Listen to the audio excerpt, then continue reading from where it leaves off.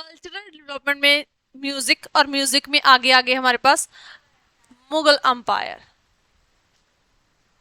ठीक है, 1526 से 1707 तक का समय जो है औरंगजेब तक का। और जो है औरंगजेब के अलावा सारे मुगल बादशाह जो थे वो संगीत के प्रेमी थे। ठीक है, ये कट्टर मुसलमान जरूर थे, लेकिन जो है संगीत के बिल्कुल भी प्रेमी थे। बस इन्हें धर्म में जो थी ज्यादा रुचि थी। ठीक है, धर्म में ज्यादा रुचि थी।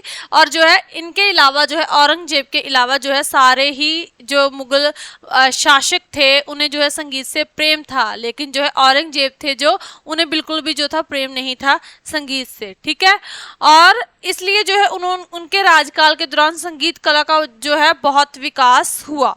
तो यानी कि जो औरंगजेब है, ठीक है, औरंगजेब से पहले जो मतलब कि हमारे पास आ जाते हैं बाबर, हुमायूं, अकबर, जहांगीर, शाहजहां, तो इन पांचों के समय में जो है संगीत का काफी विकास हुआ। ठीक है, और इस बाबर और हुमायूं जो थे उन्होंने जो है ये भी खुद महान प्रेमी थे संगीत के, और हुमायूं हफ्ते में 2 दिन जो था अलग बैठ के संगीत सुनते थे। ठीक है, हुमायूं जो थे हफ्ते में 2 दिन, ठीक है, हफ्ते में उन्होंने 2 दिन रखे हुए थे जब वो अकेले ही जो है संगीत सुनते थे। ठीक है,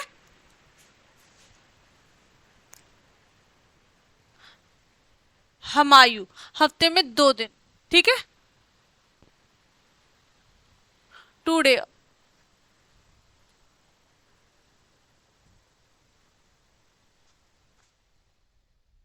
वीक में। ठीक है,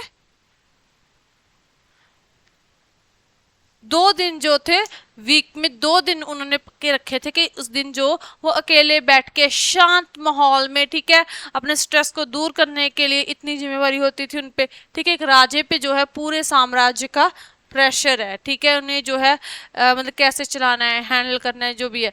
ठीक है, तो अपने आप को एक शांत रखने के लिए जो है म्यूजिक कहते एक बढ़िया साधन है।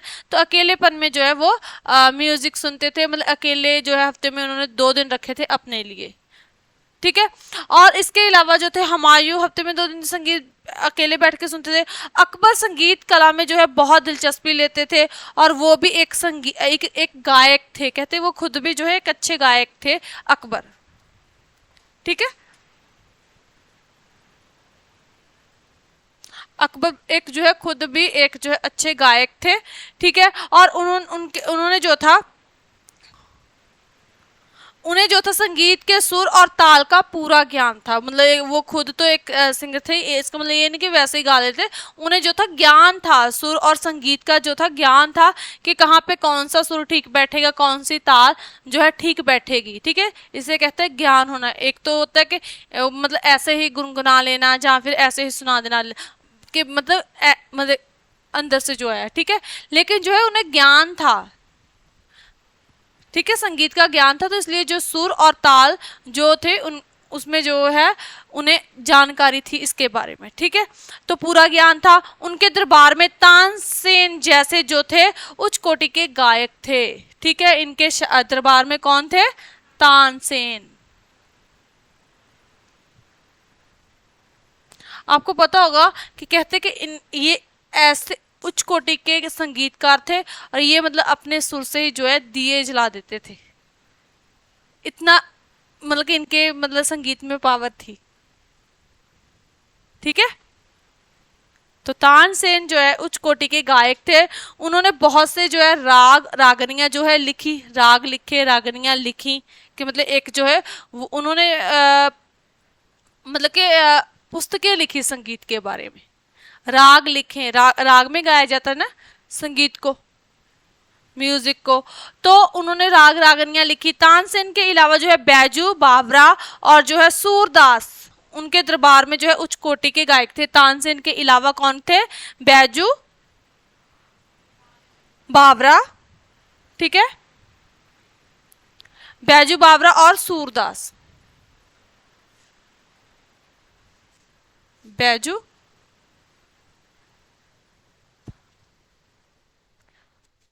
एंड सूरदास, सूरदास। तो ये भी जो है अकबर के दरबार में जो थे उच्च कोटि के संगीतकार थे। और इन जहांगीर और शाहजहां भी बादशाह भी संगीत के जो थे प्रेमी थे, ठीक है। और उन्होंने जो है दरबारी संगीतकार रखे हुए थे, इनके दरबार में जो है शाही संगीतकार थे, ठीक है। और जो है जहांगीर ने कई जो है हिंदी में गीत लिखे, क्योंकि जो है जहांगीर बादशाह जो थे एक विद्वान थे, तो उन्होंने खुद भी जो है रचना की संगीत की, ठीक है, खुद भी जो है गीत लिखे। तो किस भाषा में लिखे? हिंदी भाषा में, ठीक है, यहाँ गीत में।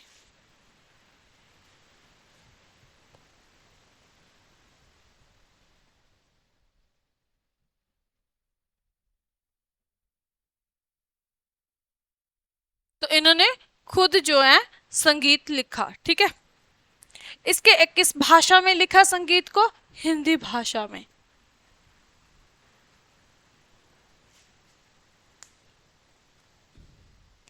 और शाहजहां भी संगीत के प्रेमी थे, तो उन्होंने जो है दुरुपद राग जो थे उसके बहुत शौकीन थे शाहजहां। दुरुपद,